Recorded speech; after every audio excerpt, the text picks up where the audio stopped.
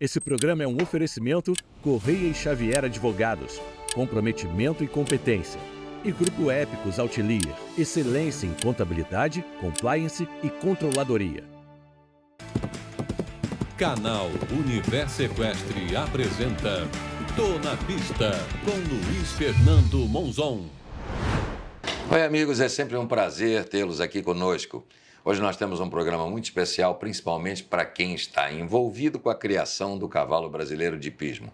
Nós vamos estudar um case de sucesso, não é? Uma vida profissional dedicada ao melhoramento da nossa raça brasileira de hipismo, que tenta acompanhar, obviamente, os principais centros criatórios do mundo. Bernardo, bem-vindo. Obrigado, Monzon, pelo convite. É um prazer estar com vocês aqui. Bom, começamos por aí. Quando que o cavalo entra? Como é que você conheceu esse universo? O que que te fez fazer veterinária? Eu sou nascido aqui pertinho, em Juiz de Fora, praticamente vizinho do Aras Primavera, do nosso amigo Rodrigo Sarmento. A vida inteira tive contato com criação de cavalo, mas mais voltado na minha infância para o manga larga.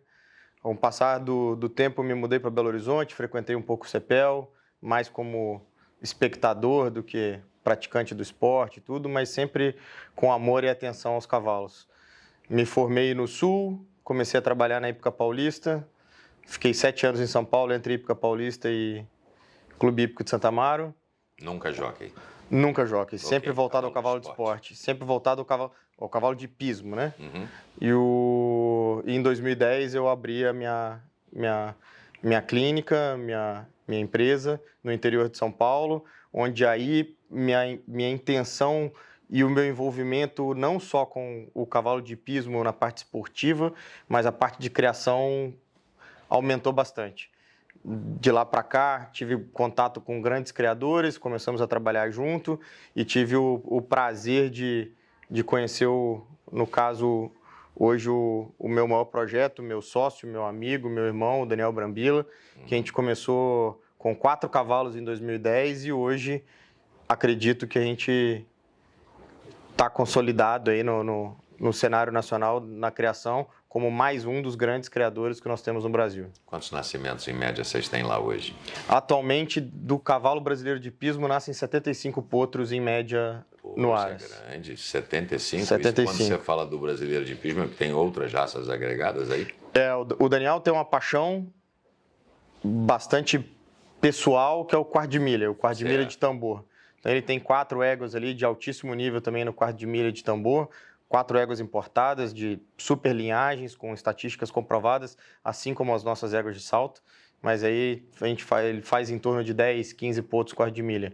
Certo. Atuo na área da saúde desses animais, mas não participo do desenvolvimento genético deles por falta de conhecimento e, infelizmente, eu não consigo me dedicar a duas raças completamente diferentes, e ele, obviamente, tão a fundo. Tem gente para isso. Ele tem a parte de consultoria, a parte de assessoria na parte de quarto de milha também. Que ele vai buscar, obviamente, nos Estados Unidos. Nos Estados Unidos e aqui no Brasil. O Brasil é bastante forte também no quarto de milha.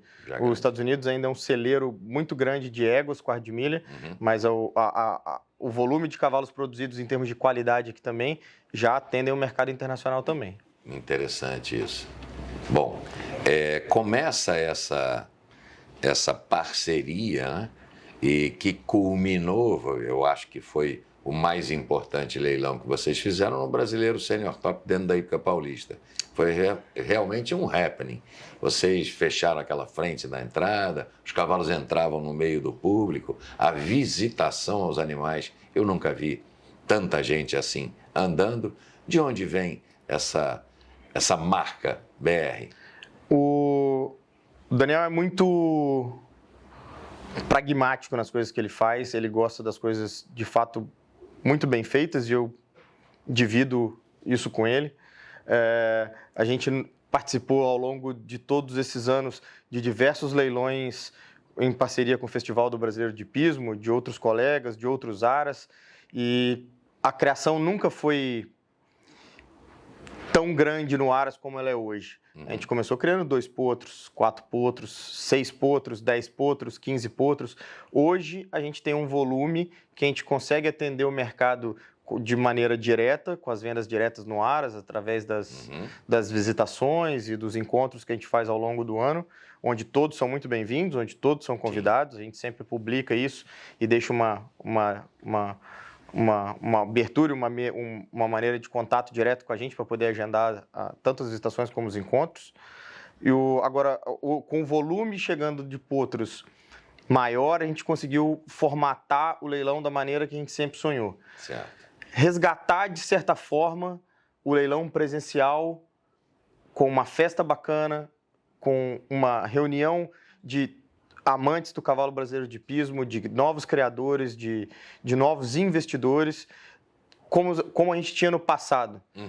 A gente passou por um período de transição ao longo do tempo na criação nacional, onde os leilões sumiram dos grandes eventos, o leilão presencial se tornou, até por um momento econômico, um pouco caro para ser feito. O leilão online e o desenvolvimento da internet trouxe uma facilidade. Exato. E barateia muito custo e atinge um público ainda maior. Agora, se a gente puder fazer com que os dois formatos se unam, foi o que a gente tentou fazer e acredito que a gente teve certo sucesso. A gente fez uma festa maravilhosa. Foi uma noite muito emocionante para todo mundo, onde a gente pôde abrir até algumas linhagens maternas e disponibilizar as primeiras fêmeas de algumas éguas, onde o investimento e o planejamento começaram há quase 10 anos atrás. Certo. E reunir amigos, grandes criadores, bons negócios de maneira bilateral e uma festa bacana, foi uma noite bastante gratificante para a gente. Ficamos bastante surpresos, inclusive até, como você citou, foram dias muito intensos até o dia do leilão ali, porque as últimas 72 horas a gente de fato teve muita visitação, muita consulta, foi uma troca de experiência bastante proveitosa para a gente também, fora o bom negócio que eu acredito que tanto para comprador e para vendedor foi bastante gratificante. Mas o grande segredo disso é matrizes importantes que vocês conseguiram trazer e que hoje são cobiçadas até mesmo fora do Brasil. Sem dúvida. Como é que foi esse caminho? Como é que foi essa garimpagem? Criar cavalo é uma paixão no Brasil, né? Fora do Brasil, ela não é só uma paixão, como ela é um negócio. Ok. Então, nós procuramos sempre visitar, eu de maneira pessoal também, visitar grandes criadores na Europa e estudar os cases de sucesso. É muito difícil a gente reinventar a roda. Claro. Então, se a gente puder encurtar um pouco o caminho, estudar os cases de sucesso internacionais e não copiar, mas adaptar, porque isso também é difícil, adaptar os cases de sucesso internacionais para a nossa realidade e fazer com que isso funcione, isso é o que a gente sempre tentou fazer. Criação de cavalo, não existe uma receita. Talvez depois de política e futebol seja o assunto mais polêmico no nosso meio, principalmente. Não existe, eu jamais vou tentar ensinar um criador a criar cavalo. Tem a criação por paixão, eu jamais posso virar para você, que adora a tua égua, e falar que ela não merece ter um filho. Sim. Agora, quando a gente pensa, e é o nosso raciocínio, o meu raciocínio, a minha ideologia, a minha maneira de trabalhar, em encurtar o espaço de uma geração a outra para maximizar a qualidade, geração pós geração, em agregar o que o esporte moderno pede e que ele muda bastante rápido, a gente tem que procurar as éguas que de fato têm uma estatística por trás em termos de produção. A égua hoje, para mim, arrisco a te dizer que eu acredito nelas em torno de 75% a 80% na qualidade da próxima geração. Quando o Daniel foi um cara corajoso nesse sentido, quando ele embarcou e comprou a ideia junto, que a gente foi na Europa, e das 30 melhores éguas do mundo, hoje a gente dispõe de pelo menos uma filha de praticamente todas elas, a gente encurtou muito o tempo desse melhoramento genético.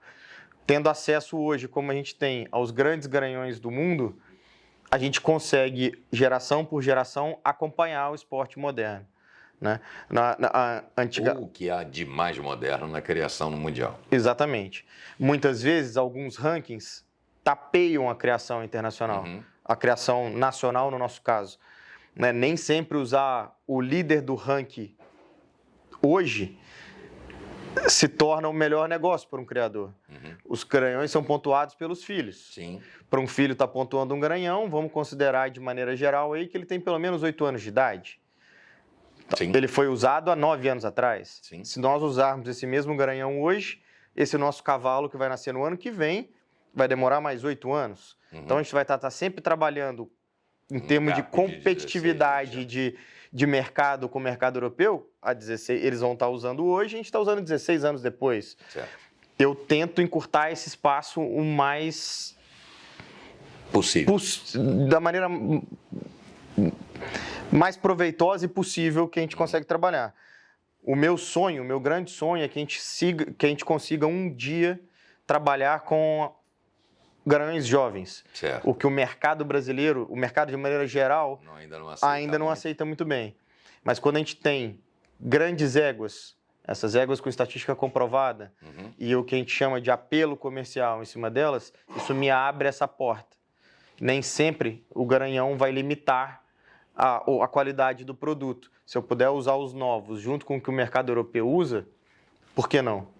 A Maison do Cavalier Equipamentos para Equitação atua no segmento hípico desde 1994, oferecendo ao Brasil o melhor para a prática da equitação. Temos a exclusividade na venda de material da marca Pessoa no Brasil. Acesse nosso site www.maisondocavalier.com.br e saiba mais. E você já tem este garanhão, filho de garanhões que lá atrás já o fizeram, e você uma vez me disse, se a cada geração a gente está tendo um melhoramento, por que eu vou usar um garanhão de 20 anos e não um de 5, 4? Exatamente. Recém-aprovado. Exatamente. Se um grande garanhão há 20 anos atrás é tão bom assim, ele tem que ter deixado um descendente melhor que ele pra gente. Sim. Ou alguém fez o trabalho de melhoramento genético da forma não tão bem feita assim, para não chamar de incorreta. Certo. Então, eu acho que tem que estar sempre olhando para o futuro. As conversas com os armadores de percurso, para quem cria cavalo, é tão importante do que a conversa com o criador. Eu tenho que trocar uma ideia com o Anderson, com o Gui ou com armadores internacionais, quando a gente tem acesso, para saber para que rumo o esporte está tomando.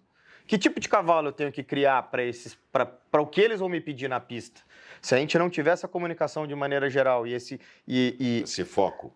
E abrir o horizonte um pouquinho para entender tudo que influencia no cavalo que a gente está criando hoje, eu acho que a gente sempre vai estar dando um passo, talvez não para trás, mas para o lado, em vez de andar para frente.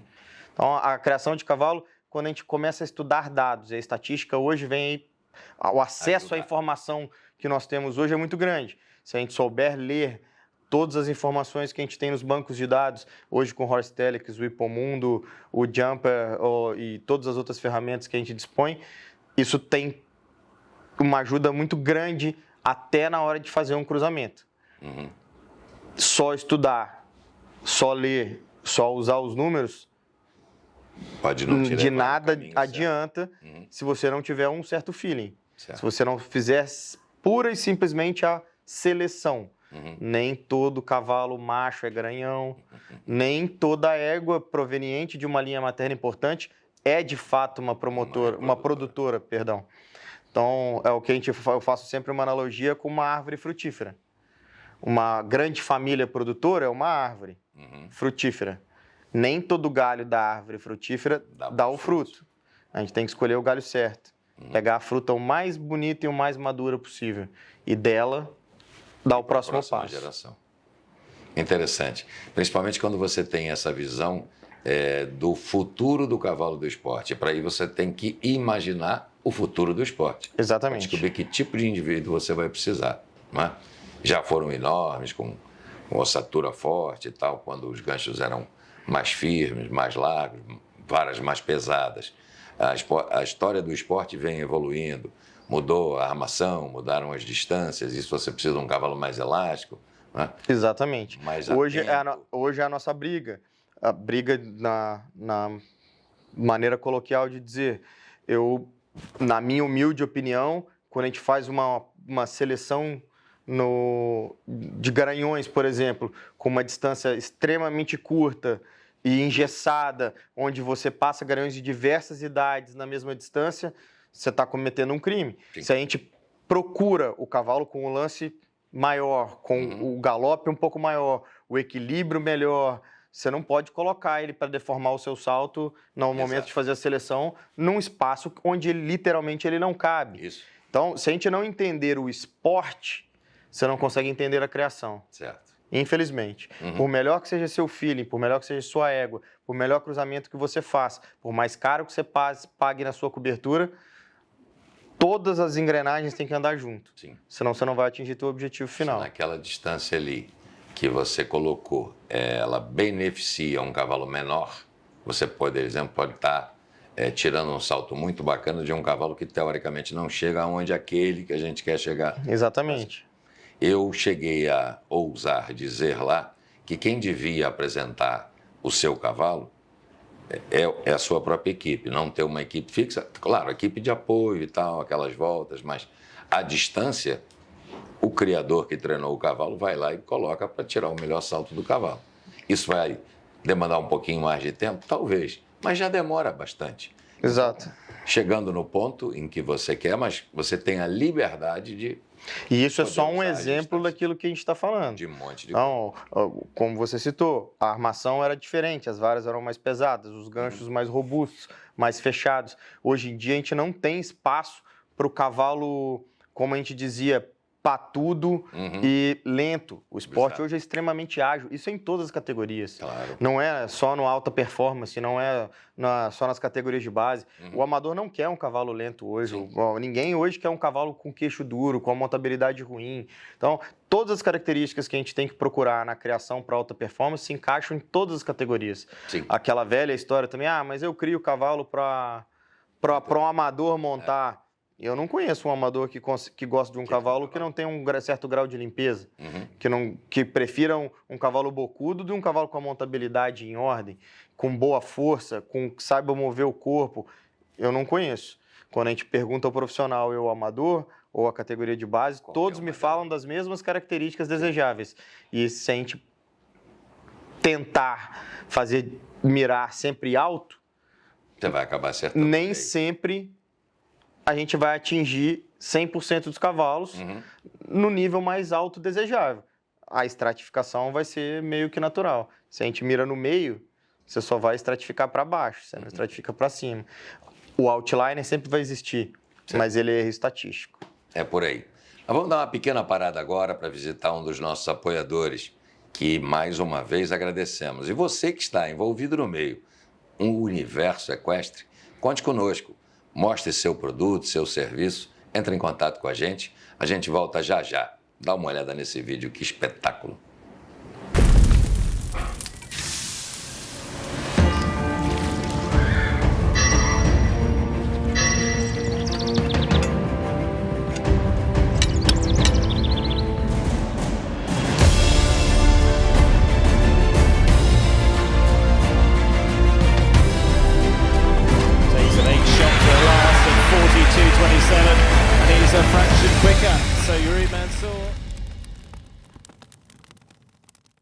Falei para você que era rapidinho.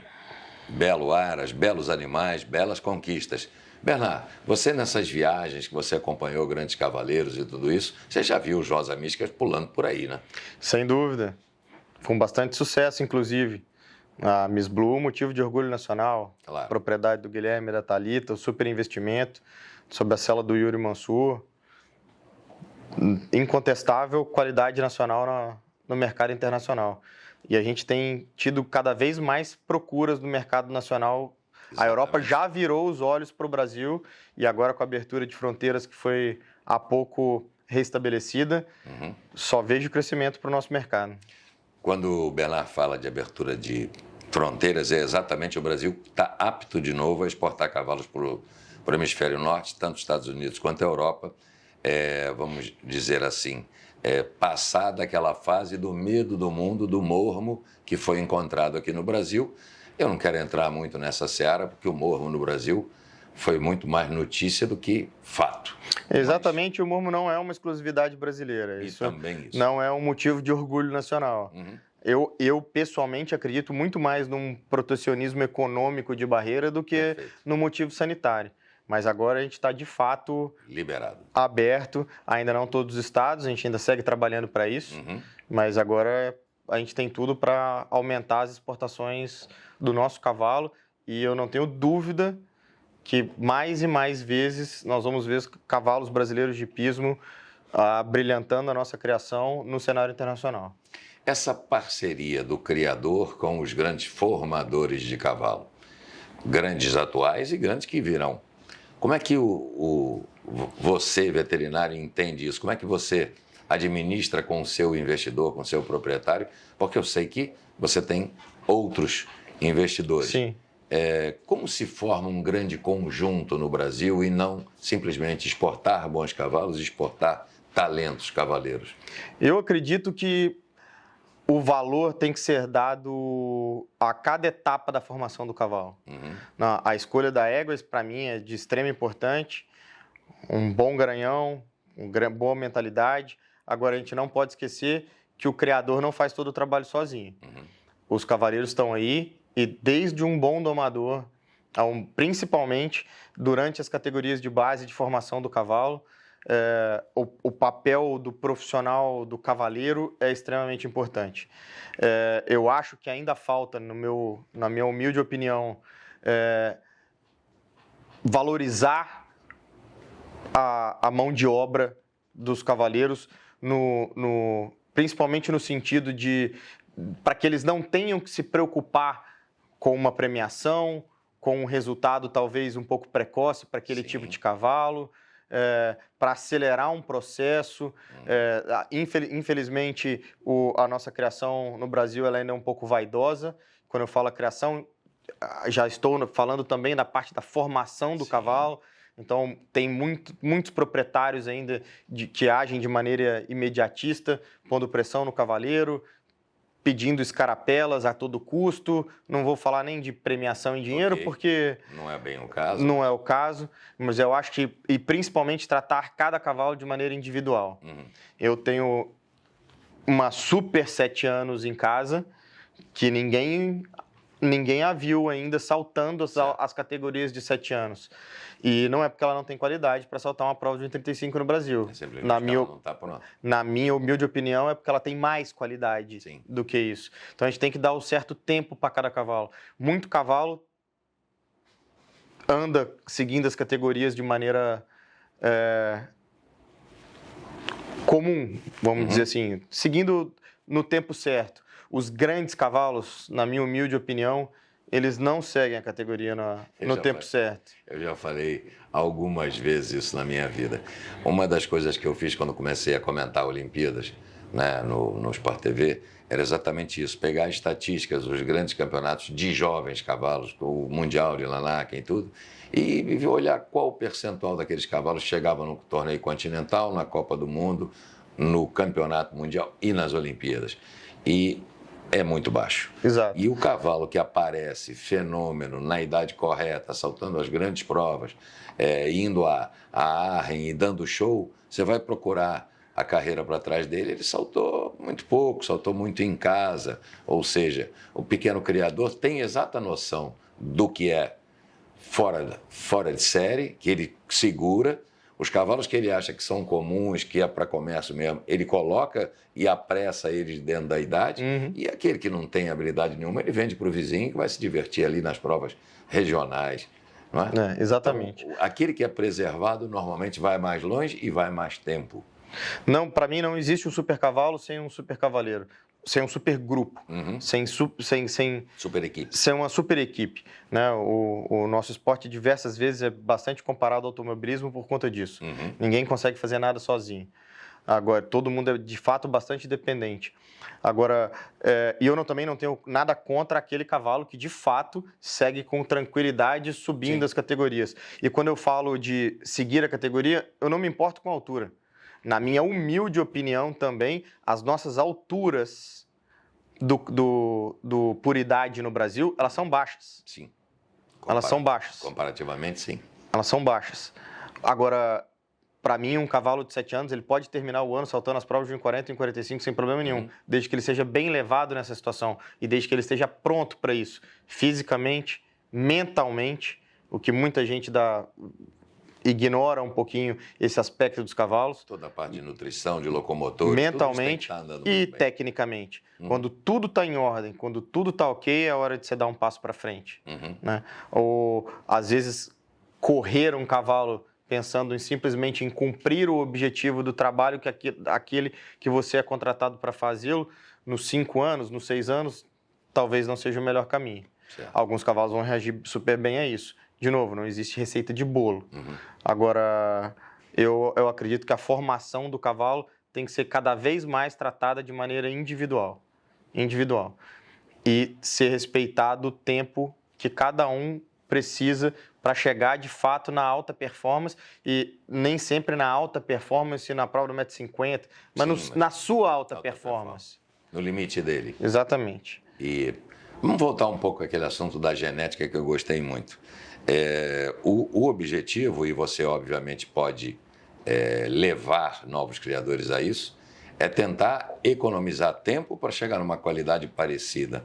Então, utilizar jovens garanhões em cima de matrizes, né, sementais que sejam comprovadamente, estatisticamente boas produtoras. E eu, por exemplo, só para citar um caso, trabalhei num Aras, né, Aras do Anjo, do Manuel Poladian. Ele tinha uma égua chamada Disneyland, que tinha produzido 5 recordes do leilão dele consecutivos. Todo ano, o filho da Disneyland era o meu cavalo mais bonito, maior, mais bacana e o mais caro do leilão. E aí tinha um ano que falhava. E aí, no 7º ano, de novo, ela produzia um produto espetacular, maior, bonito, saltador, bom gesto, tudo. Eu falei, cadê? Ela ficou vazia? Não, teve uma filha. Onde é que tá? Tá lá. Em casa. Lá fui eu, atrás dela. Por que não fizeram nada com essa égua? Não, fizemos, domamos, botamos para saltar em liberdade. Não deu coisa, não. Eu digo, vocês não tiveram tempo, a paciência e tal. Trouxe essa égua para trabalhar no redondel e tal. Mansa já. E, meu amigo, ela não tinha habilidade alguma. Você botava, ela se atirava para cima do obstáculo. Eu digo, abaixa, vamos de novo. Não, daí deixa desestressar, traz de novo. Rapaz, não tinha jeito, ela não tinha a menor habilidade para saltar. E aí, saiu do ar, vendemos barato para uma escolinha, para uma coisa qualquer. Ou seja, mesmo pai, mesma mãe, pode simplesmente não dar. Seleção. Exato. A partir do momento que você fez 2, 3, 4 filhos, e eles são colocados a teste, seleciona o melhor. A partir daí, você segue o próximo ano da reprodução. Não são 100% da Narcotique Demuse 2 que vão ser cavalos de 1,60 m. São 11 deles, mas não são todos, não serão todos. A Córdola de Lobry tem 50% dos filhos dela em idade saltando 1,60 m. Não são todos. Faça a seleção. Nem todas as filhas da Cartina Z vão produzir a mesma coisa que a Diamantina, que a Pepita, ou o Emerald, no caso do macho, sendo irmão, produziram. Faça-se a seleção. Trabalhar com genética é aquilo que eu te falei. A gente tem que fazer análise estatística para poder nos ajudar, é uma ferramenta. Mas nada na criação supera ao feeling. Isso não dá para ensinar, isso pode ser transmissível, mas a gente vai ver nos nossos filhos. Agora, nada supera a seleção. No meu ponto de vista, nada supera a seleção. Todo animal tem que ser testado, tem que ser colocado à prova, geração por geração. Ok. Pronto, não tem receita. Não tem receita. Mas, se você se cercar de profissionais já com olho educado, já com larga experiência, você consegue gastar menos. E um bom material genético, sem dúvida. Maravilha. Bernard, teu recado aí para os nossos amigos do programa. O que você acha que quem está iniciando agora, está com vontade de realmente entrar nisso, como ele deve começar? Pouco a pouco. Criar cavalo não é fácil. Necessita-se uma boa dose de paixão, tem que saber perder. Se você faz um potro por ano e seu potro adoece, você perdeu 100% da sua produção, isso machuca. A gente faz 75 potros por ano, como eu te disse no começo, mas se a gente perder 3, 4 por ano, já dói. Então, muitas vezes a gente vê o mercado falando, puta, mas esses postos estão custando caro. Ninguém sabe o que o criador passa, quanto se perde para poder chegar. Então, de fato, a nossa matéria-prima, ela custa caro sim, mas ela tem um porquê de custar caro. Agora, eu falo com certa propriedade que vale a pena. Quando você tem a oportunidade de criar um cavalo de qualidade, quando você o vê com 2 anos e meio, 3 anos, dando os primeiros saltos em liberdade, já dá um certo arrepio. Quando aos 4, no primeiro percurso fora de casa, você o vê se performar de maneira adequada, é um segundo arrepio. E não precisa chegar ao ponto de ganhar de grande prêmio, mas quando você vê, como eu tive o prazer de ver esse final de semana, o Vegas Breaker fazendo o que fez com o Michel Lido, um garoto de 15 anos, super habilidoso, mas que ele monta o cavalo criado por nós. Sim. E agora você está vendo que não é mentira, não é conversa. Fazer o que fez no Grande Prêmio do Festival do BH, isso é extremamente prazeroso. Extremamente prazeroso. Isso é o que faz a gente acordar cedo todo dia. Exatamente. Gente, esse é o Universo Equestre. O nosso canal leva esse nome, não é à toa. Todos somos movidos pela paixão, pelo amor ao cavalo e pelo, principalmente, respeito a um animal que, sem ele, a humanidade seria outra. Todas as conquistas, ele já foi ambulância, já foi bombeiro, já foi correio, já foi transporte, já foi usado como máquina de guerra. Exatamente. É uma relação muito antiga, especial e provavelmente se você chegar perto e conhecer os grandes criadores de cavalo no Brasil, você vai entender essa paixão. Bernard, um prazer enorme ter você com a gente. Espero que outras vezes você tenha oportunidade. Toda vez que você tiver uma novidade bacana, liga pra gente. A gente está lançando agora um programa chamado Minuto Equestre, no nosso canal. São um pouquinho mais de 1 minuto, mas matérias interessantes que interessam a qualquer pessoa. Características dos cavalos, fatos inusitados, coisas que acontecem pelo planeta, o maior cavalo, o mais pesado, o menor, o mais leve, não é? Toda vez que você tiver uma coisa dessa, você liga para a gente e diz assim, Monzão, vi uma matéria, uma coisa legal, interessante, é interessante que nós que criamos ou que gostamos de montar o cavalo saibam disso e a gente vai fazer alguns minutos equestres a 4 mãos. Topa? Topo, de acordo, parabéns pela iniciativa, não só do Minuto Equestre, mas como desse podcast de sucesso. Obrigado pela oportunidade, a gente vai estar em contato, mais coisa bacana está por vir aí. Se Deus quiser, espero te ver muito mais vezes no dia seguinte a um leilão daquele espetacular, né? Com o rosto cansado, mas a alma leve. De fato, foi um dia bastante prazeroso. Isso aí. Minha gente, esse é o canal Universo Equestre, eu tô na pista. Quinta-feira que vem tem mais, às 19 horas, você vai conhecer mais uma personalidade, mais um desses apaixonados pelo cavalo. Forte abraço, quinta que vem, tamo junto.